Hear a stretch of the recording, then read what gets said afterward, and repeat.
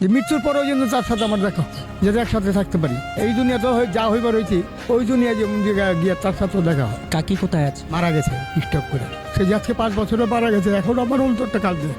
আমি কার কাছে বলতে পারি না খুব ব্যথা, আমি নিজের ব্যথা ব্যথিত। এত ভালোবাসতেন কাকিরে আপনি? আপনার কাকিকে এই স্টুডেন্ট থেকে আমি নিয়ে গেছিলাম, এখান থেকে আমি নিয়ে গেছি 25 তলার থেকে। কিন্তু তারা নিয়ে আমি সংসার করি 30 বছর। 30 বছর সংসার করার পরে সে মারা গেছে। আমি একটা ছাগল দিয়ে 16টা ছাগল করছিলাম। ছাগল করার পরে ছাগলগুলি আমার চলে নিয়ে গেলো এক রাত্রে। নেওয়ার পরে সে চিন্তা ব্রেন স্ট্রোক করে দিল, তার হাত পা পুঙ্গ হয়ে গেলো। তারপর আল্লাহর কাছে আমি বুঝলাম, আল্লাহ পাক পাক পার দিকা তুমি চার রাইখা যাও।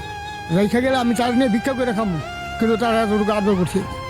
কিন্তু সে তো থাকে, সে চলে গেছে আবার ছিল।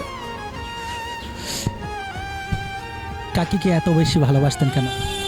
কারণ তারা ভালো আছে এই কারণে, তারও এক অসহায়, আমিও অসহায়। তা আমার ছাড়া সে নাই, তারা ছাড়া আমি নেই।